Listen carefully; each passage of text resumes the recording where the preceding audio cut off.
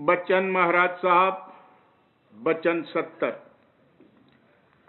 जब बंधन टूट जाते हैं तो बड़ा आनंद और मगनता और निश्चिंता ही हो जाती है। सब तरह के बंधन टूटने चाहिए।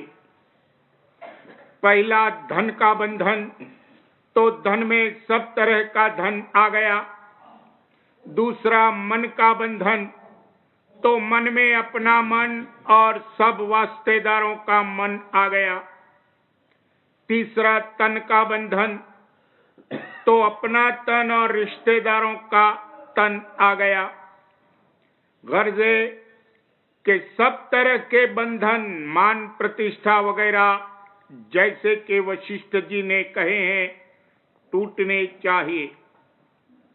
बाज वक्त मामूली हालत में जीव ख्याल करने लगता है कि मेरा बंधन किसी खास चीज का टूट गया, लेकिन जब उस पर कोई सदमा पड़ता है तो मालूम होता है कि किस कदर बंधन धरा हुआ था।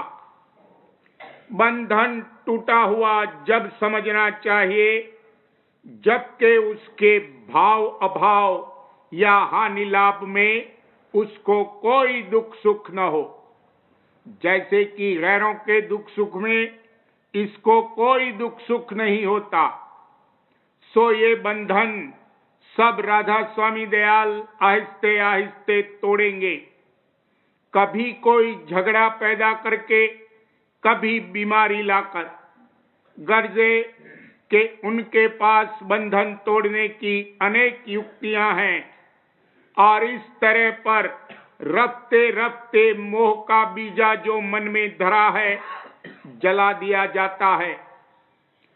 जैसे कुटुंबियों में लड़ाई हो जाना और एक दूसरे की तरफ से चित्त बिगड़ना, कुछ देर के लिए इसमें मोह टूट गया, फिर आपस में मेल हो गया तो कोई हर्ज नहीं, लेकिन जाड़ बंधन की यानी मोह कमजोर हो गया।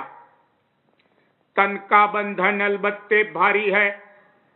इसका टूटना जब समझना चाहिए जबकि इसमें इतनी ताकत हो जावे कि जब चाहे जब सूरत की धार को जिस अंग से चाहे अलहदा कर ले। जैसे कि पंप में से पानी की धार को खींच लेते हैं और फिर जब चाहते हैं नीचे उतार देते हैं।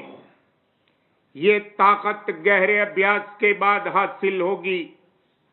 जब ये हालत हासिल हो जावे तो इसको बड़ा आनंद और मगनता और उपराम दशा मन की प्राप्त होगी। फिर उस वक्त हर तरह की मौज से मुआफ़क़त करने को तैयार हो जावेगा।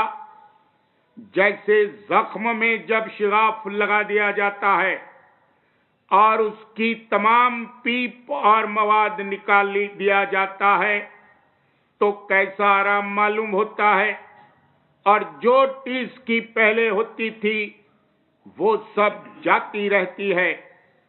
यही फायदा अभ्यास का है कि अपनी सब वृत्ति को बाहर से हटाकर अंतर शब्द में लगावे और उसका आनंद ले। इसी का नाम अभ्यास है और इसी से सब बंधन टूटेंगे।